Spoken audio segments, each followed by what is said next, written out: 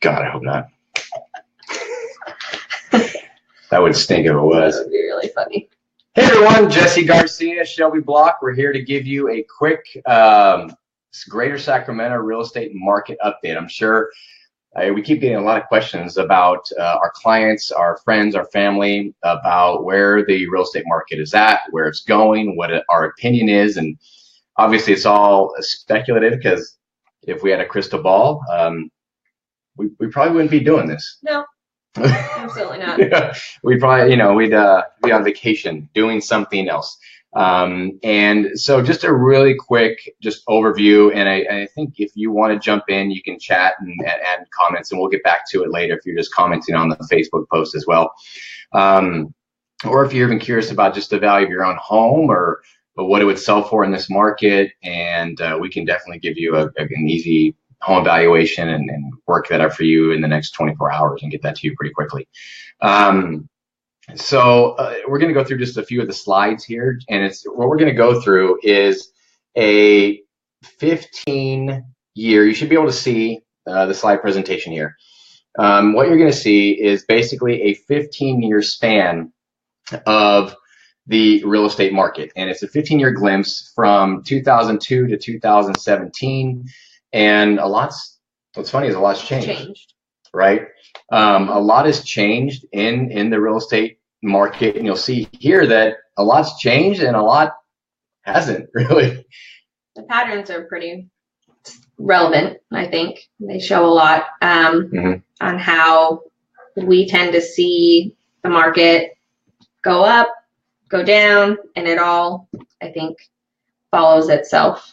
Well, I think this is as close as we can get to a crystal ball. Right. And really start looking at the patterns. And even before I got into real estate, I kept hearing real estate cyclical from anybody who's maybe an investor, just very savvy when it comes to real estate. It's all cyclical. And you're going to see in these slides that it is very much true, and how that works. So let's go through this real quick. So this is a 15-year glimpse, and just to kind of set the stage a little bit. This is the Sacramento, Placer, and El Dorado counties, the Tri-County area combined.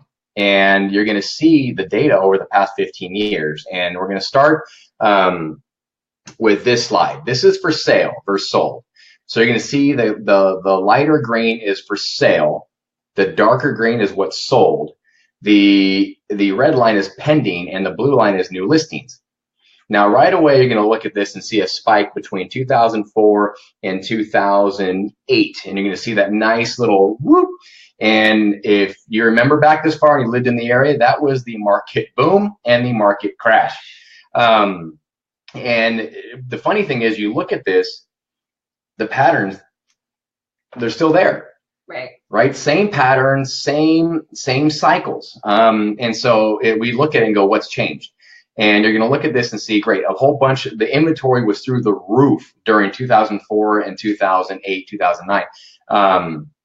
And what was happening then, right? You had the short sales, you had the foreclosures. The lending industry and the banking industry was going through a whole bunch of ups and downs, right? 2008 is right when I think, some of the major financial corporations shut their doors. And then you see over the past, 8 to 9 years after that, the correction, the real estate market correction.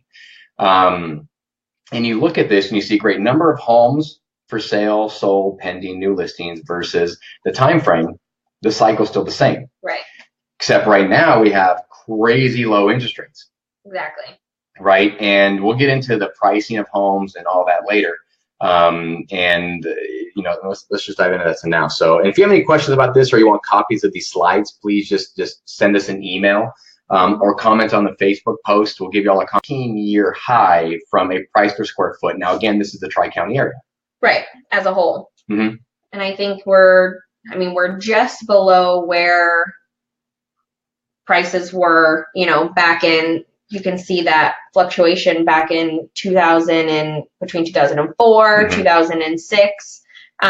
We're almost there. Yeah, and everybody can speculate. Oh, it's upticking towards another bubble. Have we reached the top? And a funny quote I always love is that pigs get fat and hogs get slaughtered. And if anybody's interested in selling and they really want to start looking at selling, now's a great time because you can tell it's still going up. And we never know when a market shifts until 6 months later, 6 to 9 months later. Well, and also I think it has to do with, like you said, the interest rates are still good for buyers. And that has a lot to do with, sometimes sellers don't think about that too. I mean, the price, what you can get for the price of your home is great, but it keeps a higher buyer pool as well, because you have to have people that can still qualify for the loans. And when the interest rates are still good, they're still able to maybe afford a little bit more versus when the interest rates go up, it might push people out of the price point for what you want to get for your home. Absolutely. And that's the great thing is that, right now we're at a really good pace of kind of an appreciation. Homes are still going fast if they're priced right. We'll get into that later. But you're absolutely dead on is that interest rates are so low, which makes a larger buying pool. If that interest rate goes up a whole percent, you just knock the complete buyer pool out of being able to afford your house. Although it only takes one person, but you still you kiss a lot of frogs to get that fence. And I'm not calling any buyers frogs. That was an analogy. And so you see that the average price per square foot is going up. And obviously the crystal ball, don't know. Our best guess is you can say, it can maybe squeeze a little bit more in there. It can go up a little bit more. And buyers may be looking at it going, well, why would I want to buy at the top of the market? Well, look at the interest rate. Right. If you're looking at, I want to buy this house and I want to flip it and make a lot of money, probably not going to happen right away if you want to just buy it, flip it, unless you know what you're doing. Right. You talk to, we have really good friends that know how to buy and invest in real estate and connect you with them. And then when it comes to buying and go, I want to live in it for 5 years, for 10 years, this is my forever home. The price is not going to matter as much as the interest rate at this point. So, and what you're able to afford on a monthly basis, because that can all change with a spike in interest rates as well. Absolutely. And then so the yellow bars are the average cumulative days. I can't say that. Whatever. The average days on market. And then the purple line is the sale price versus the original list price. And you're going to see that the average days on market are now decreasing because I think just from seeing what's going on in the market, a lot of agents are educating their clients on here's how we need to price your home. Absolutely. Right. You look back in 2014, that nice little spike there. I think people were getting really excited about the appreciation, the market height, the homes going up. And they're like, well, this house down the street sold for this, and I have granite, so it's worth at least $50,000 more. Right. And they throw it on the market, and it sits on the market longer because buyers are really the ones that are going to tell you what your home is worth. Right. Right. It's only worth as much as somebody's willing to pay for it at the end of the day. And so right now you're starting to see that little nice decline because sellers are putting their home on a market as a reasonable price that it's a win-win. Yep. And it's moving quickly. So that's that slide. We're going to keep this short. Average selling price versus asking. I love this slide. And the reason being is because the green line is for sale, the red line is sold. So in a very simple term, it's the green line is what sellers hope to get for their house, and the red line is what they actually get for their house. Right. And you're going to start, like I said, you're going to start seeing that little dip right at the end. Actually, I think I have a little whiteboard feature. I want to try this since we're here. And you can see this little dip right here. I'm going all John Madden and Gruden on this thing. So you see that dip right there, and I think that is because you're going to start seeing the sellers become a little bit more realistic of, that you see a nice little incline right here. You see that incline right there, and sellers going, I can get more for my house. I can get more for my house. I can get more for my house. And all of a sudden it's, okay, maybe I can't. Let me reel it back a little bit and say, let's get it on the market. And because of that, you see a nice little steady increase there. Right. And I think too, it also shows that with that increase, it shows the sellers that were ready to jump and take advantage of the increase, and that understood that it may be the peak of what they can sell. And then that decline shows a little bit maybe of the sellers that were still hoping to get a little bit more, but didn't necessarily jump on it and take advantage of what they were able to get. you know. Well, and we're working with sellers right now that money's not their, it's not their end goal. I mean, obviously they want to make money, but he has to move for a job. He's right. Towards the end of the year, a lot of people have job relocations or, you know, whatever it may be. The needs change a little bit versus what they want.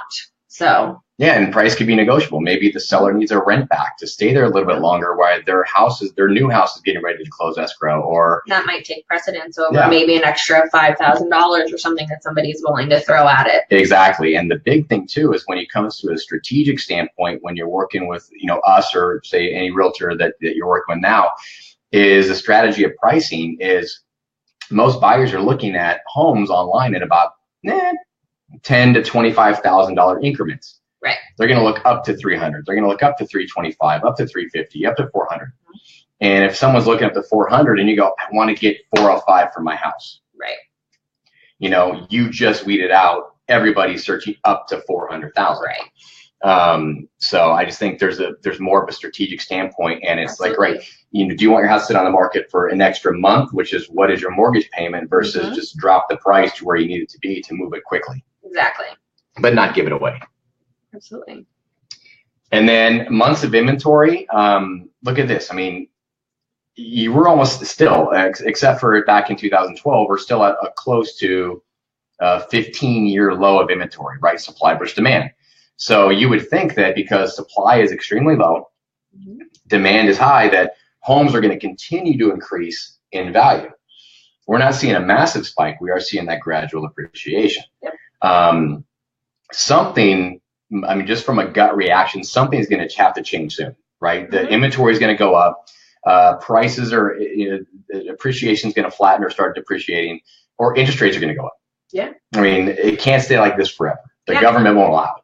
Well, and I think too, we saw before we started, I mean, just on the MLS today, there's, as of right now, 135 new listings that came on the market today. And I think that inventory is going to have a lot of play, because, you know, back in maybe April or May, June, we were seeing a lot of people that wanted to sell. The market was still pretty high, but they were worried about where they were going to go next, right? The inventory was still pretty low, and people weren't wanting to sell because they were afraid that they wouldn't be able to find something else. And I think that inventory is now starting to spike a little bit. So for people that were maybe in that position can feel a little bit more comfortable, because there's more opportunity to be able to purchase something, you know, after you're looking to sell, especially with interest rates still being good. You're pretty much almost as a seller at, you know, close to a win-win, because you can still sell for a relatively good price, get a good interest rate still as another buyer to be able to find something else. And with more homes coming on the market, I mean, you have more to choose from now. Totally. And, you know, we're looking at the MLS right here. And we have what's called a 24-hour market watch, which lets us know in the last 24 hours, we can designate areas. And this is the entire Tri-County area. Right. Again, Sacramento, Placer, and El Dorado County. And so, like Shelby said, just in the last 24 hours, 135 homes hit the market. Yep. Right. And so some people from a seller standpoint goes, well, I want to wait. Just know that if you put your house on the market, or you wait and your neighbor puts your house on the market, say 10,000 less than what you wanted to sell your house for, that's competition. They just dropped your comp if it sells for that. You want to beat them to the market and set the price for your neighborhood. If you don't do that, somebody else is going to. Yep. So by sitting on the fence, you run the risk of doing that. Price reductions, right? We're starting to see that more and more because sellers think they can get more for their house, because they're really, their realtor is either not educating them properly on what they should do to price their house, and they're letting the client run the show. Right. First of all, that's dangerous, because if I went to an attorney, I'm not going to tell him how to do his job. Absolutely. If I went to a doctor, I'm not going to tell him how to do his job. Or what to prescribe me. Yeah, maybe sometimes. You know, but for the most part, you know, if you're working with the right person, they're going to educate you and show and prove. Right. This is why we want to price your house this way, not just because I pulled a number out of my, you know what. Yeah. There's strategic data for that. And so price reductions, just in the last 24 hours, 116 homes reduced their price in the Tri-County area. And that's potentially saying something. If the market was hot and it just kept going up, why are there so many price reductions in a 24-hour period? Absolutely. I mean, I think that what that shows is that, like you said, people either, one, realtors aren't educating, or two, some sellers may not be listening to the information that's being told to them. And as a seller, I think the best thing that you can do is, you know, find somebody that you can trust and know that the information that they're telling you is current and relevant to your situation. When you look at this on these numbers too, new listings 135, sold 92. There's a surplus there. Yep. If that keeps continuing down that same pattern, you're going to see more price reductions. You're going to see more price reductions. You're going to see more inventory. Supply is going to go up. You know, demand is going to go down. Absolutely. And prices are going to follow, and so will interest rates. You know, so this is the last slide. Like I said, if you want copies of this slide presentation, we'll send it to you. Just email us, comment on the Facebook post with your email, just private message us, and we'll send it to you, no problem. You know, you can email either one of us, Jesse, Jesse, Shelby, you know, at prosperityregroup.com, and we'll email you the slides. And if you're curious about the value of your home, we'll email you value of your home. Just give us your address, and we'll run the comps and tell you, hey, ballpark, you know, without seeing your house. And it's very speculative. It's a good guess without seeing your house first, because your house could be the nicest home on the block, or we can get there and it could be the complete opposite, which would affect the value of your home. So reach out to us. We're more than happy to help you. Hopefully this gave you an idea of what's going on in the real estate market. You don't get a lot of this information from the news. You don't get a lot of this information just in general. Yeah. And I think that needs to change. The news is about 30 days behind. Maybe like 3 to 6 months behind. Of what is actually going on too. So maybe we should need to go like on Good Day Sacramento, or like KCRA3 News on a monthly basis, and give so at KCRA3, you know, CBS, Good Day Sacramento, we're happy to come on and just educate people on the real estate market. We're more than happy to. But yeah, reach out to us, give us a call, 916-960-4700 if you're curious about buying a home, selling a home, investing in real estate. Or just even curious about the value of your home, or want the copies of these slides. Again, 916-960-4700. Anything else? No, I think we're good. Yeah, you want to drop the mic? All right. Drop the mic, walk out. All right, just dropped. Mic dropped. All right, guys, thank you for watching, and we'll do this again every month. Thanks, bye.